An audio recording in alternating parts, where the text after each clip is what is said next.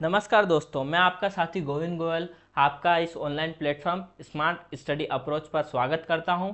आज अपन करंट के मुद्दों से परिचित होंगे। जो भ्रष्टाचार धारणा सूचकांक से महत्वपूर्ण बिंदु जो पहलू है उनसे अपन परिचित होंगे। और अब विभिन्न परीक्षा प्रतियोगी परीक्षाओं में इस सूचकांक के बारे में पूछा जाता है। विभिन्न सूचकांकों के बारे में पूछा जाता है। भारत या विश्व जितने भी सूचकांक जारी करता है उन सूचकांक को अच्छे से पढ़े, इससे अपना करंट अफेयर तैयार होगा। और ये केवल एमपी की परीक्षाओं से संबंधित सूचकांक नहीं है, पूरे भारत में प्रकाशित होने वाला सूचकांक है जो भारत की स्थिति को स्पष्ट रूप से दर्शाता है। इसमें आप क्वेश्चन बनने की संभावना बहुत ज़्यादा रहती है। आप पढ़िए और इस सूचकांक के बारे में आइए अपन करते हैं चर्चा। ठीक है। भारत और 2024 का भ्रष्टाचार धारणा सूचकांक। भ्रष्टाचार क्या होता है? भ्रष्टाचार मतलब लोगों के द्वारा किया गया गलत तरीके से काम या आचरण, गलत आचरण जो अपने देश को कमजोर कड़ी बनाने में सहायता करता है। कमजोर कड़ी बनाने में सहायता कौन करता है? भ्रष्टाचार कर रहा है। कैसे कर रहा है? कि यहाँ पे पैसे से संबंधित, संपत्ति से संबंधित, गवर्नमेंट जॉब से संबंधित वर्तमान समय में बहुत ज़्यादा भ्रष्टाचार बढ़ता दिखाई दे रहा है।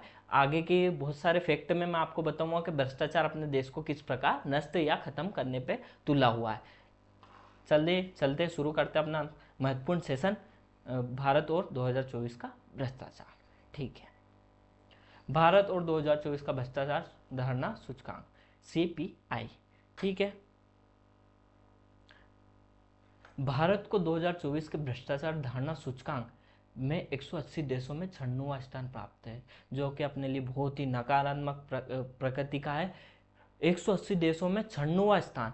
180 देशों में मतलब 180 का आधे से थोड़ा सा ज़्यादा अपने 6 स्थान के अपने 96वां स्थान पे अंक स्थान प्राप्त हुआ, जो अपने लिए बहुत दयनीय स्थिति को दर्शाता है कि भारत में भ्रष्टाचार किस प्रकार भारत को अपने झोली के अंदर कर रहा है। भ्रष्टाचार अपने भारत को किस प्रकार खत्म करने पे तुला हुआ। एक यूएनए के अनुसार 195 देश पर इस सूचकांक में 180 देशों की रिपोर्ट को दर्शाया गया, जिसमें से भारत का स्थान 96वां या 96वां स्थान प्राप्त हुआ है।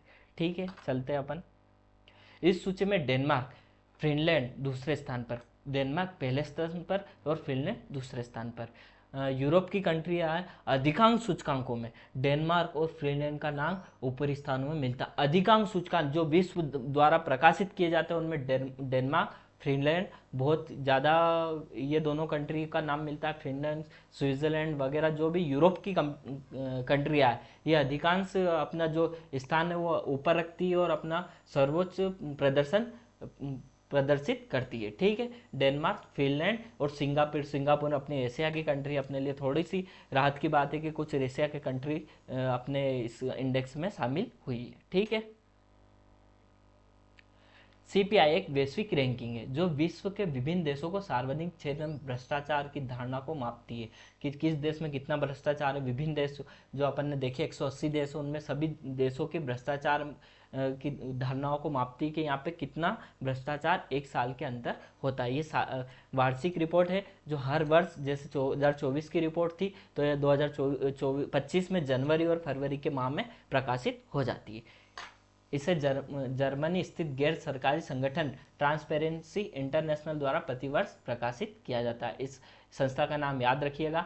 सूचकांक 0 से 100 के पैमाने पर आधारित, जहां 0 सबसे अधिक भ्रष्ट और 100 सबसे कम भ्रष्ट होने का संकेत। ये नंबर है 1 2 3 4 5, इसमें 0 सबसे ज़्यादा भ्रष्ट होता है। जिस देश की रैंकिंग 0 मतलब वहाँ पे भ्रष्टाचार पूर्ण रूप से लागू है, पूरा फैला हुआ है। जिस देश की रैंक 100 है, जैसे फिनलैंड और डेनमार्क के बारे में अपन बात कर चुके हैं, उनकी रैंक बहुत अच्छी है, इसलिए वो वहाँ पे स्थान उनने भी उच्च या प्रथम स्थान प्राप्त कर चुके, प्रथम द्वितीय पे हैं। प्रत्येक देश का स्कोर न्यूनतम 3 स्रोतों से लिया जाता है, जो कुल 13 विभिन्न भ्रष्टाचार सर्वेक्षणों और आकलनों पर आधारित है। 13 संस्थाएं, 13 सर्वेक्षण होते हैं जिसके द्वारा इनका आकलन किया जाता है। यह डेटा विश्व बैंक, विश्व आर्थिक मंच और अन्य प्रतिष्ठित संगठनों से प्राप्त किया जाता है। विश्व बैंक, विश्व आर्थिक मंच, ये 2-3 संस्था है जो आपस में मिलकर इस अपने जो रैंक है उनको प्रदान करती है। ठीक है।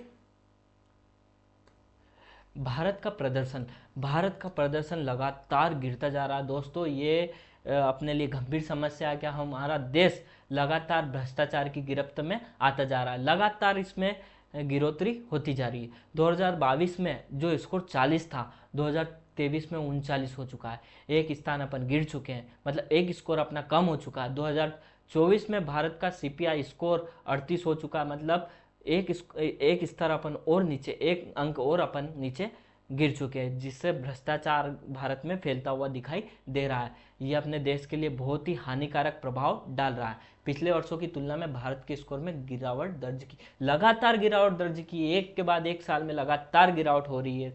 ये अपने लिए थोड़ी दुखद बात है कि अपने देश के लोगों को जागरूक करें कि भ्रष्टाचार निवारण अधिनियम वगैरह बहुत सारी चीज़ अपने देश में लागू है, परंतु भ्रष्टाचार है कि खत्म होने का नाम नहीं ले रहा। ठीक है, आगे चलते हैं। भ्रष्टाचार और जलवायु परिवर्तन।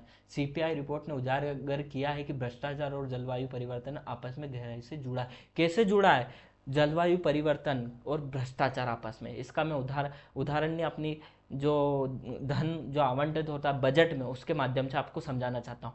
धन जब जलवायु परिवर्तन के रूप में अपने को पैसे मिलते हैं, उन पैसों में भ्रष्टाचार कैसे होता है कि हर अधिकारी, हर नेता अपना अपना कमीशन लेता है। मान लो 100 रुपये बजट में उस जलवायु परिवर्तन के लिए आवंटित हुए, तो वो 100 से धीरे धीरे 99, 90, 80, 70 ऐसे होते हुए तो लास्ट में बचता है 1 रुपया। उसमें से भी 1 रुपये में से भी बहुत सारे अधिकारी ऐसे रहते हैं जो अपना हिस्सा ले लेते हैं। बहुत कम जो जलवायु परिवर्तन के रूप में अपने पास आता है, यही तो भ्रष्टाचार जलवायु परिवर्तन से संबंधित गहराई से जुड़ा हुआ है। जलवायु परिवर्तन से निपटने के लिए आवंटित धन गबन या दुरुपयोग का शिकार होता जाए। जैसे ही मैंने आपको अब इसके ऊपर वाले पॉइंट में बताया कि सभी का हिस्सा, सभी लोग भ्रष्टाचार करने में जुड़े हुए, किसी का 10% है, किसी का 15% है, किसी का 20% है, किसी का 1% है। हर व्यक्ति भ्रष्टाचार से जुड़ा हुआ है और जलवायु का जो अपना बजट है जो आवंटित होता है, उसमें गबन कहीं ना कहीं दुरुपयोग होता जा रहा है। ठीक है, भ्रष्टाचार के कारण पर्यावरण से जुड़े नीतियों और योजनाओं का प्रभाव भी कम होता जा रहा है, जिससे पर्यावरण में क्षति बढ़ती जा रही। आने वाले समय में पर्यावरण अत्यंत खतरे में होता जा रहा है। इसका कारण भी भ्रष्टाचार है। भ्रष्टाचार के कारण पर्यावरण से जुड़े नीति और योजनाओं का प्रभाव कम होता जा रहा है, क्योंकि पैसे कम आएंगे तो वो लागू जमीनी स्तर से उसको लागू कैसे करें।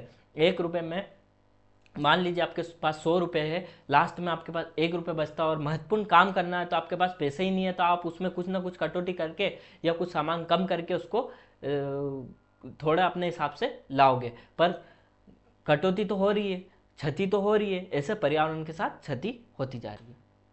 भारत के पड़ोसी देशों की स्थिति। बांग्लादेश का स्कोर 23, पाकिस्तान का स्कोर 27, श्रीलंका का स्कोर 32। आपको खुश होने की कोई ज़रूरत नहीं है, अपन विश्व गुरु बनने जा रहे हैं। अपनी GDP में अपना बहुत अच्छा स्थान, और अपन ऐसे देशों जो अपने पड़ोसी देश है उनकी स्थिति खराब है, उनसे कंपैरिजन करेंगे तो भारत कैसे विश्व गुरु बनेगा।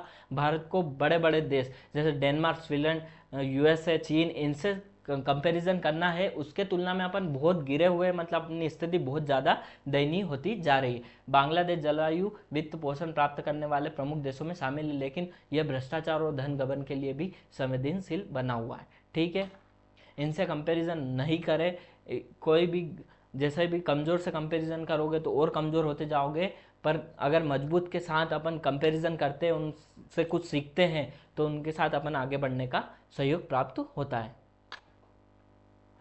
अंत में अपनी क्लास समाप्त होती। छोटी सी क्लास थी पर बहुत काम की क्लास थी, क्वेश्चन पूछे जाते हैं। ये हमारा स्मार्ट स्टडी अप्रोच के प्लेटफॉर्म पे, ये जो अपनी सोशल मीडिया साइट से, इनके माध्यम से आप संपर्क कर सकते हैं। किसी भी कुछ भी वीडियो अगर आपको चाहिए किसी के माध्यम से, तो आप इन पे संपर्क कीजिएगा। धन्यवाद। जय हिंद, जय भारत।